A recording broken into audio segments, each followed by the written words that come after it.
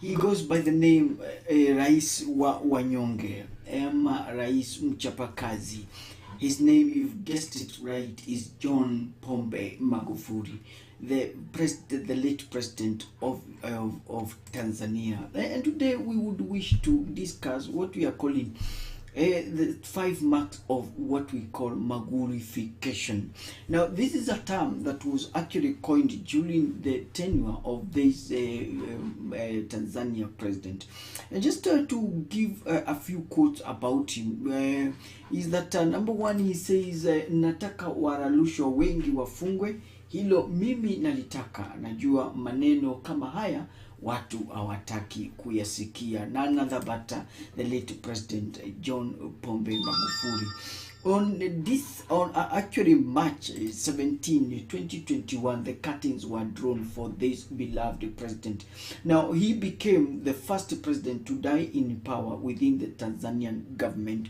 And when we look at him, we can see a few important traits in which Africans and more especially Kenyans can be able to learn from this wonderful president. Although there are some people who doesn't think that he was a very good president, they dismiss it as a tyrant or a dictator because he was confident even when he was wrong. But again, we can look at some of the positive things about him. This is Conversations on Leadership, a marketplace platform that encourages believers to engage and to encourage us, so that we can be able to understand how we can be able to become good leaders. Remember, at this conversation of leadership and governance, we believe that leaders eat last. And John Pombe Magufuli, in the name of Magulification, becomes a leader who eats last. Welcome. What are those 5 traits of Magulification? The last one is very important, so you better hang on to listen to it. The first one that comes to mind is that this guy was a game changer.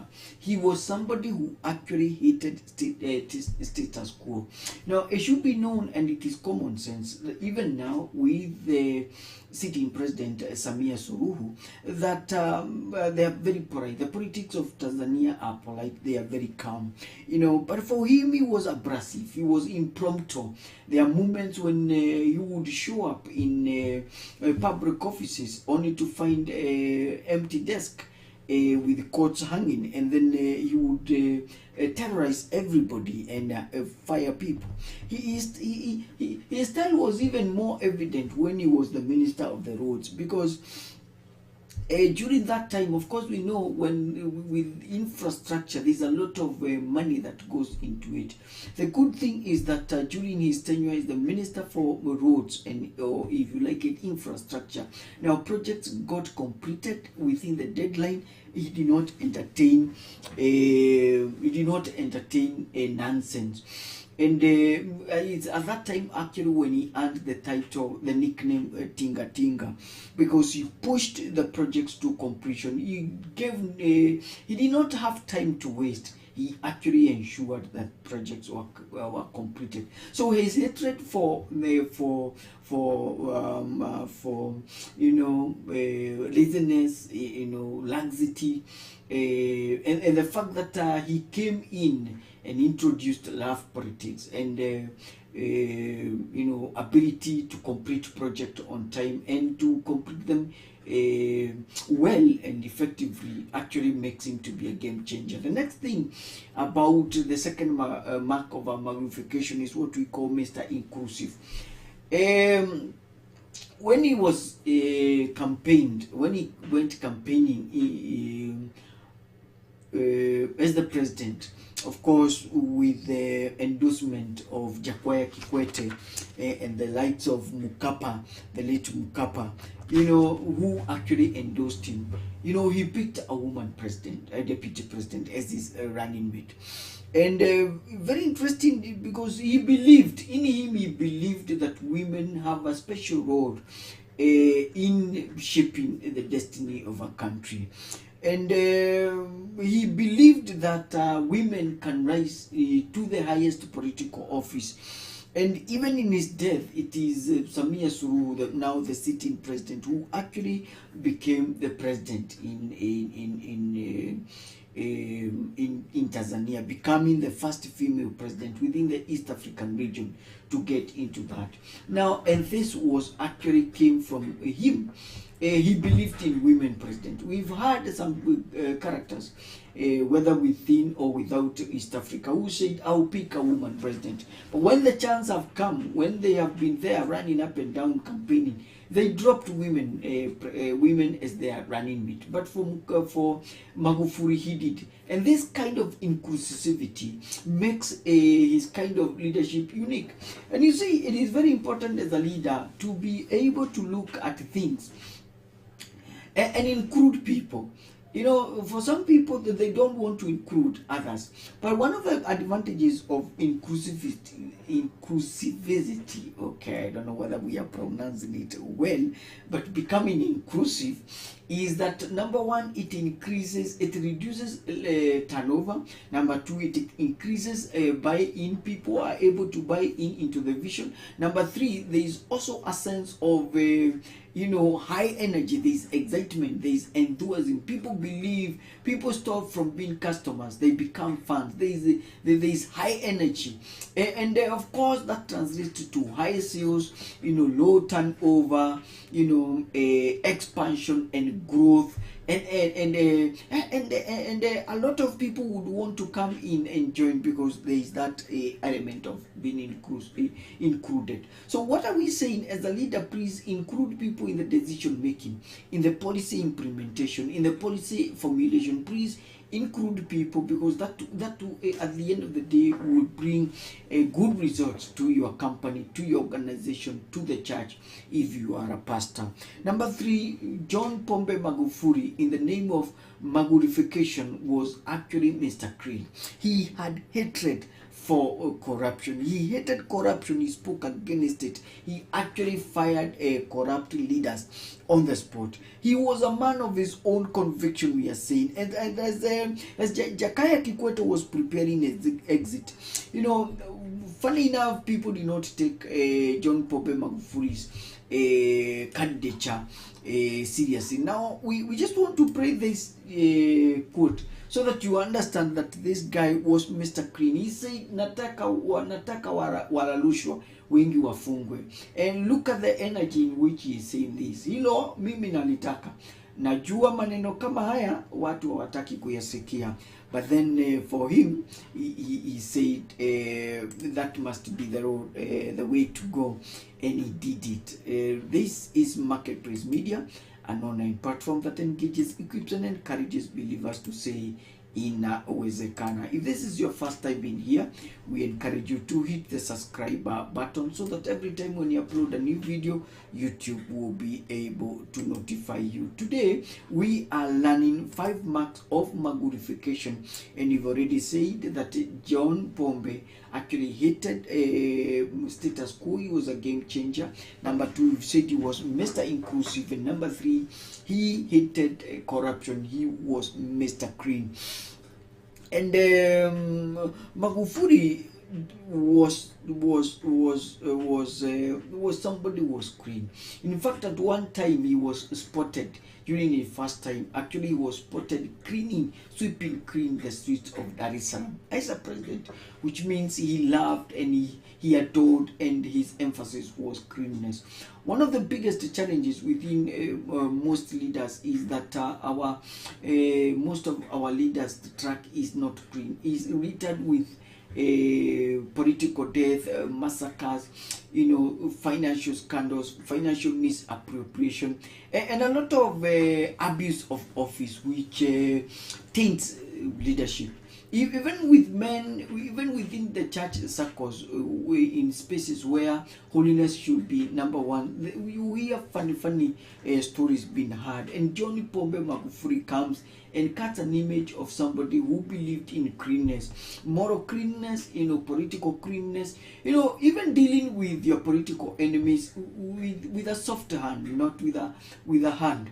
Being able to assimilate and to incorporate your enemies, being able to learn clean politics that are not full of insult and abuses and disrespect. Being able to achieve and actually keeping true to the promises that you made. You see, it is one thing when you make nice promises, but then again you're not able to fulfill those promises. That actually again taints your legacy.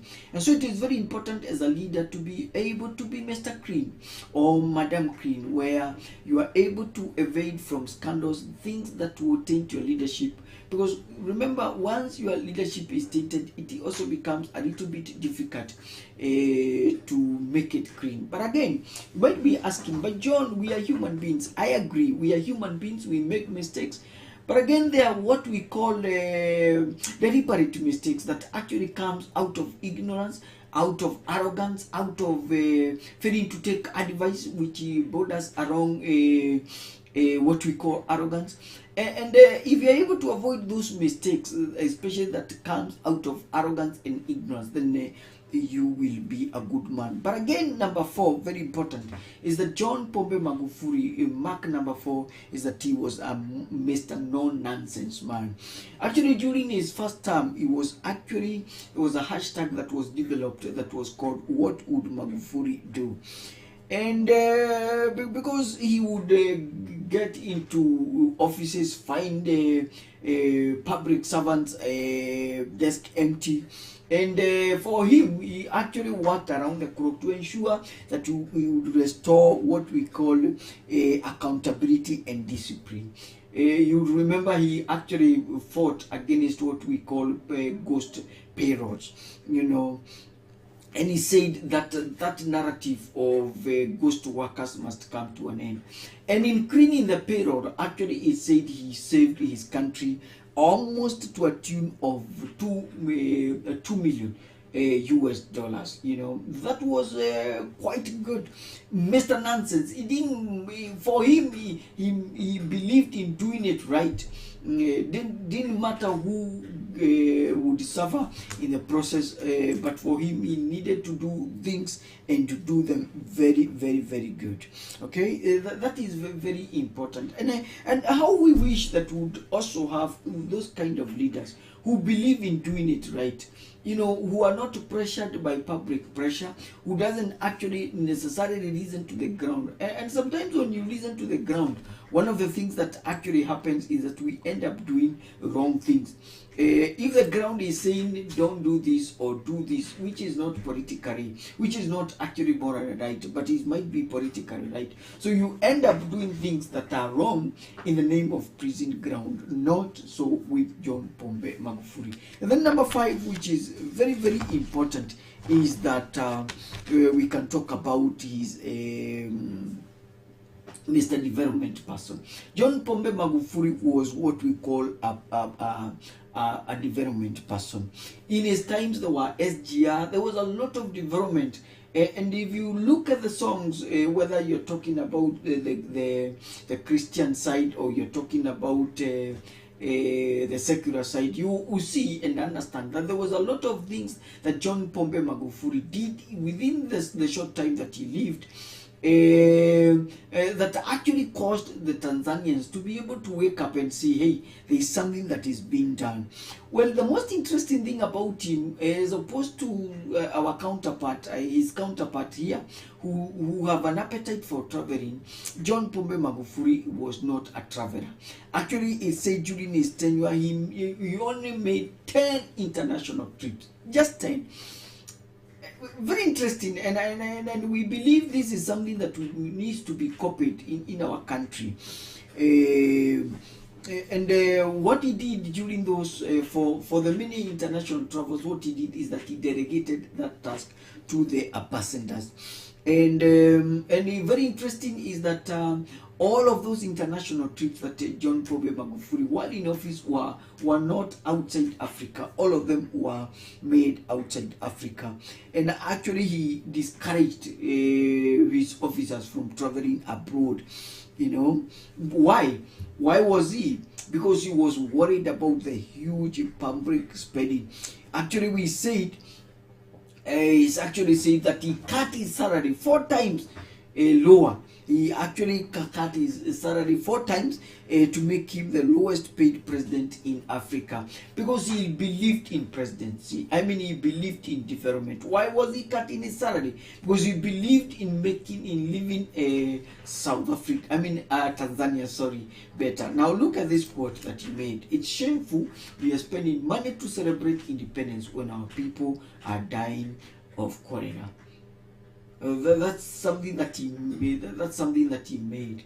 A quote that he made. It's shameful we are spending money to celebrate independence when our people are actually, dying of cholera. You know, a mark of Magulification, that it's not an opportunity to eat. Now, dear friends, we need to say part of Magulification is not eating, is actually eating last.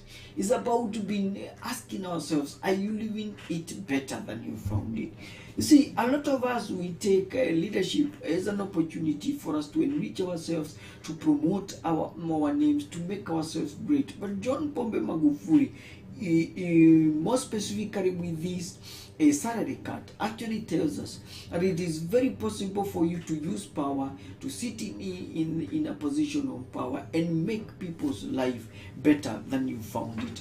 And 3 years on, after he passed on and died at the age of 61, we still believe that there is need for us to have another Magufuli. There is need for Kenyans, there is need for Africa as a whole, there is need for the church to develop another Magufuli. Maybe the only disclaimer would put is that maybe at the tail end of John Pombe, he almost, and we are saying, he almost became my talent. But again, we can defend that his talent, and maybe we can defend it. Maybe because the people that were there were also angry with him, and they thought the only way we can we can be able to put up with him is put in a rebellious face. So for him, he had to crack the whip so hard that actually must have turned him to become a dictator. But all said and done, John Pombe Magufuli was a good president in the name that, number one, he was a game changer. He hated status quo. He came into a space that things were not moving, things started moving. He came to a space and he was Mr. Inclusive. He included people both in a policy formulation and a policy implementation. He was Mr. Clean. He had a hatred for corruption. He did not want to entertain anybody that was crazy. And again, he was Mr. No-nonsense man. If he found evil, he would confront it. It doesn't matter who or wherever it is. And then we have also said, number 5, very important, he was a development person. That marks the end of our broadcast today on 5 marks of Magulification, the traits that we learn from Mr. President, the late President of Tanzania. Would wish, if this is your first time to be here, please consider hitting the subscriber button, and thanks so much for watching. Please subscribe this channel so that every time when you upload a new video, YouTube will be able to notify you. My name is John Kimani. This is Marketplace Media. Remember what we say here. What do we say here? We always say inawezekana.